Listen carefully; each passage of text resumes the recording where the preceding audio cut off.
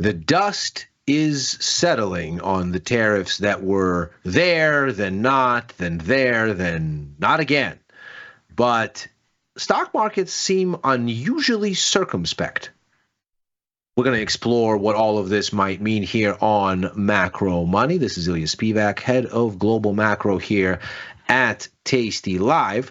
And the immediate sort of aftermath of what we've just seen continues to kind of reverberate around the markets here. And the first question that immediately comes up is, should stock markets be higher relative to where they are now?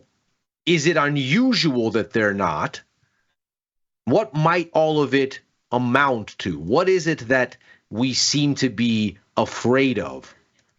So, needless to say, it is important in this context to look at how stocks responded to the tariff news as it arrived and how it ultimately turned out when it ended up being less than what it was advertised to be. So this is the initial response in yesterday's session. We can clearly see stocks not liking the news. This is already a substantially mitigated sell-off. We were looking at much deeper losses, and by the end of the close yesterday, we already had Canada and Mexico looking like they might avoid tariffs. Canada was unconfirmed, but Mexico was. And so these are significantly diminished losses. And we clearly see that the response ends up looking like the market said, oh,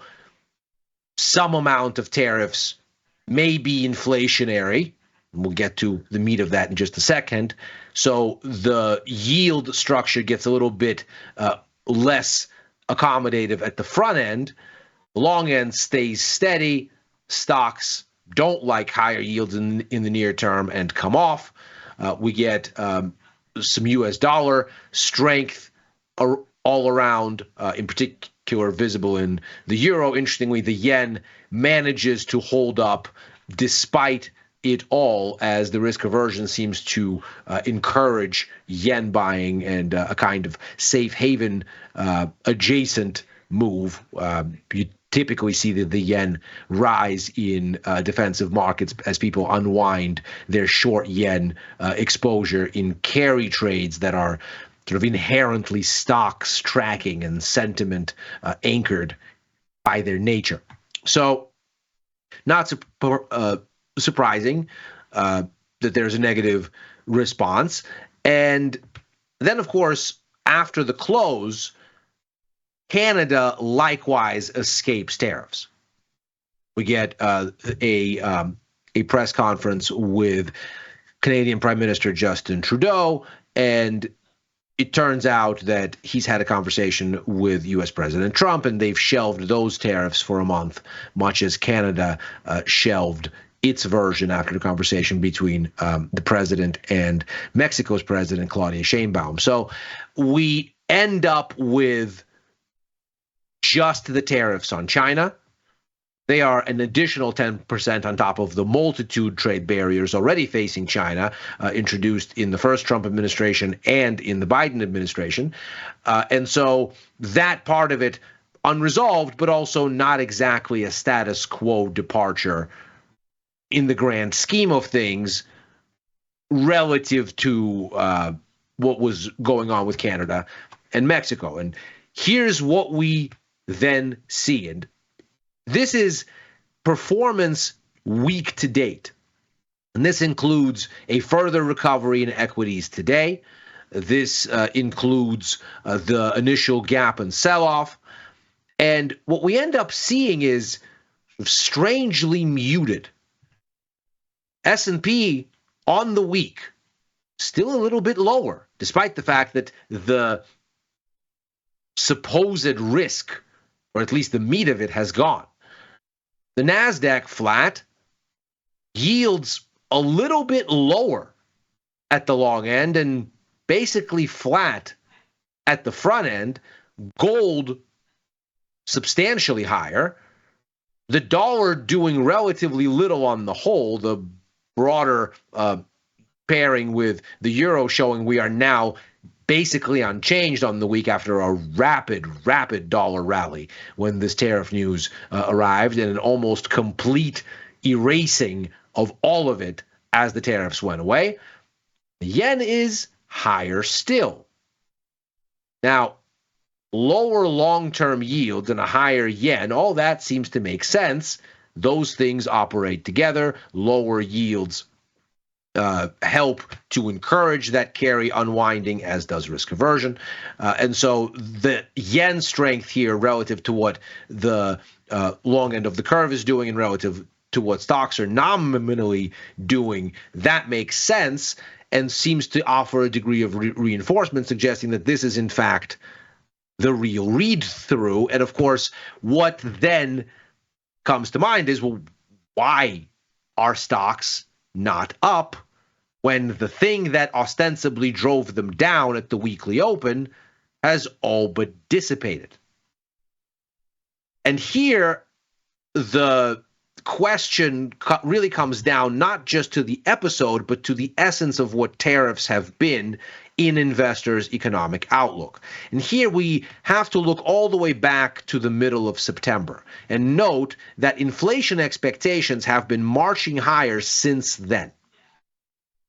Now, needless to say, the tariffs are not the only reason why this is occurring. In fact, we learn very quickly with the Fed's policy announcement mid-September, that's right here, that the markets believe the Fed is more dovish than makes sense.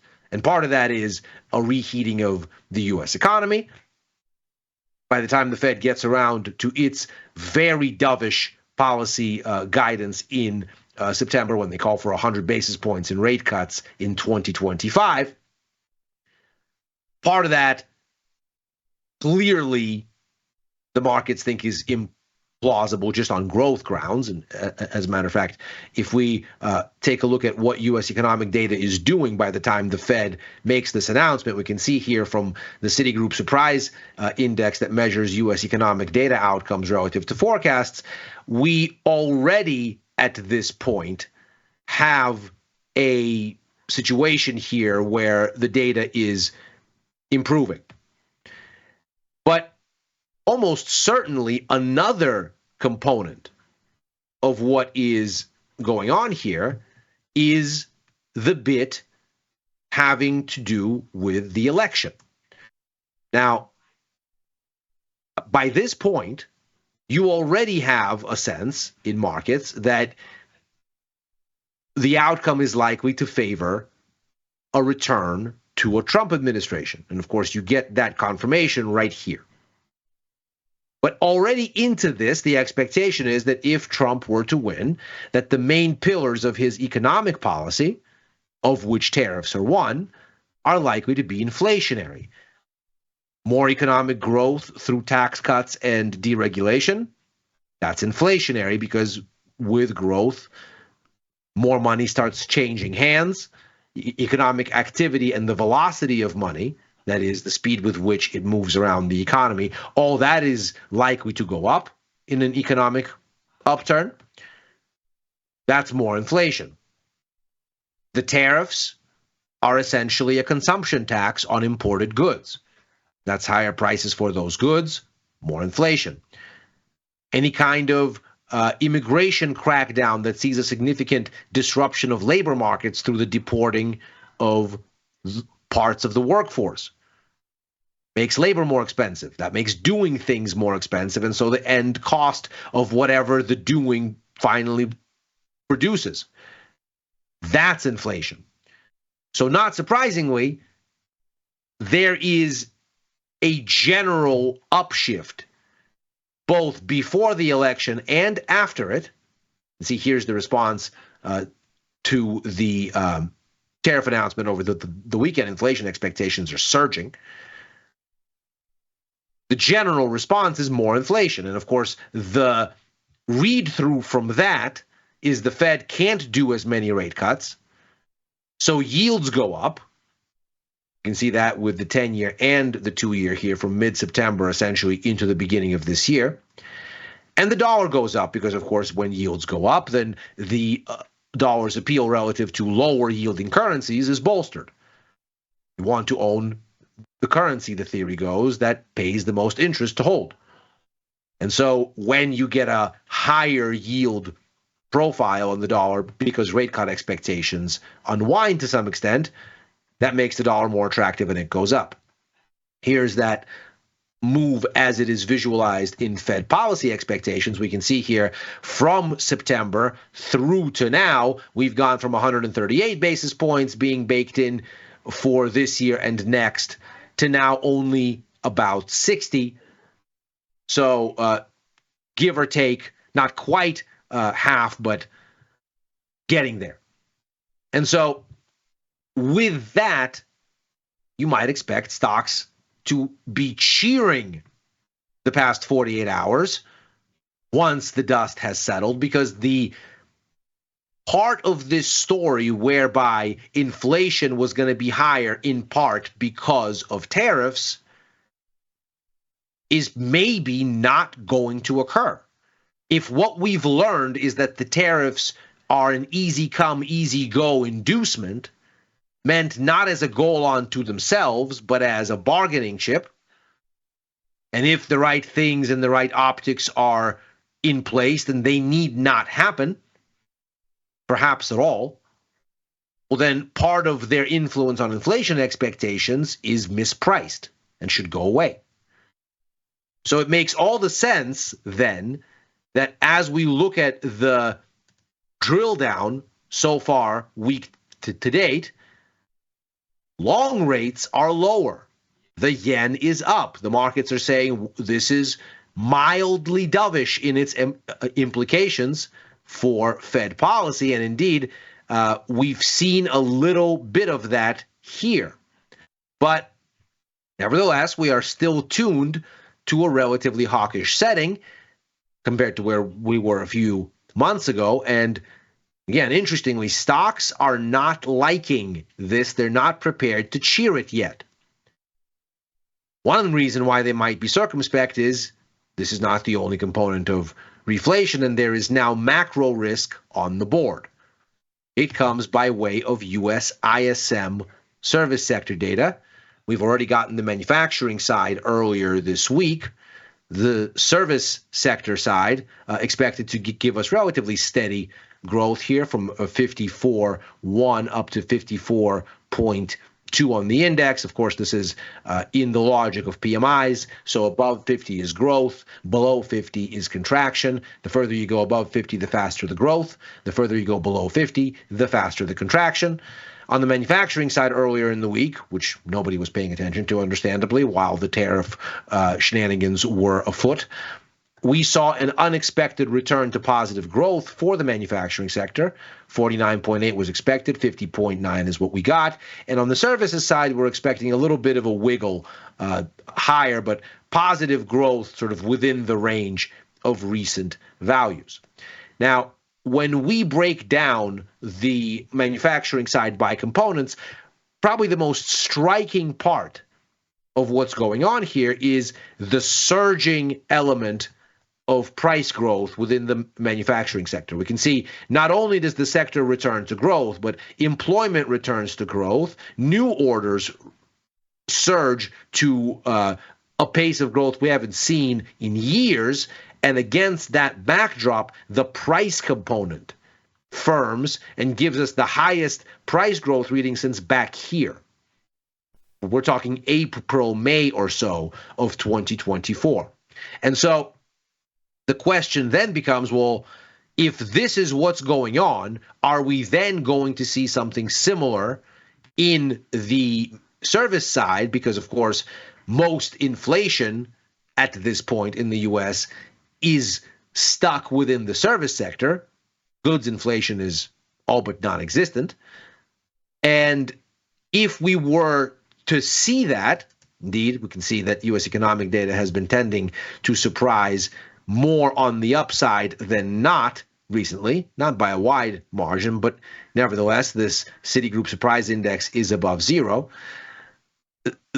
And so we might expect a similar result on the services side as we just saw on manufacturing. If that's in fact the case, this becomes the concern. We already saw that in December, we had the fastest service sector price growth. There it is right here. Since all the way back here in early 2023. In fact, it's above this high that we saw later that year going into 2024 and revisits us back to here about February or so of 2023. We likewise see that this prices component within the service sector ISM survey tends to lead headline PCE and CPI inflation readings by about 2 months, give or take. And so if we have this kind of a build in inflation, and if like the service, or if like the manufacturing side, the service side ends up building and looking still more buoyant, well, then the expectation would be that inflation is going to heat up downwind and the Fed will be in no position to cut rates, which may shift us back toward this sort of a setting here, back where we were end of December toward the beginning of the year, where the markets had driven down Fed policy expectations all the way to a single 25 basis point cut this year. Anything less would require a thorough re-imaging of what the Fed is going to do. In fact, the Fed that's not cutting at all is fundamentally and structurally and as a point of strategy different than a Fed that is figuring out how much to cut. 1 cut, 2 cuts, 3, so on. To go to 0 would be a very dramatic head change, but to go back to 25 would not. And the expectation that that might happen with a hot ISM number could well be why this is the structure that we are seeing here for stock markets. Note, this right here is where the markets were and where they got to as we got policy expectations down to only a single cut. So from early December through about mid-January, the implications were as we get in this direction, stock markets don't like it. This relief has come largely thanks to a single CPI report that helped to suggest that maybe inflation wasn't going to race up a storm after all. But with the tariffs out of the picture, the markets might have been expected to celebrate. And they're not, because the risk seems to be that the tariffs are not the decisive factor that inflation expectations need. Note here, we've gapped to close where the weakness happened at the beginning of the week, and only just so. As a matter of fact, we are still down on the week and still down on 2 weeks. The last time we tested the high here that has endured since early December. So if we are, in fact, to get ISM data that surprises and gives us a stronger reading, especially on the price component, the upshot may well be that the absence of tariffs is no healing salve. Because if we end up with policy expectations reverting to something that looks more like this, well, then we might very well be near the bottoms of this range before too long. And that is Macro Money for today. As ever, we are here Monday through Thursday, right after overtime, a show I co-host with Dylan Radigan and Chris Vecchio, looking at the Wall Street close and where it may lead therefrom. I am likewise on with Chris for Futures Power Hour Mondays and Fridays, on in just 30 minutes time here with Victor Jones, as I am every Tuesday, for The Price of Truth. Back with Victor for First Call, along with Tom on Sundays. Writing for the News and Insights portion of tastylive.com, and commenting at Ilya Spivak on the platform formerly known as Twitter and on Blue Sky. Thanks very much for joining. Happy trading. Like and subscribe if you're watching on YouTube. Macro Money's back tomorrow.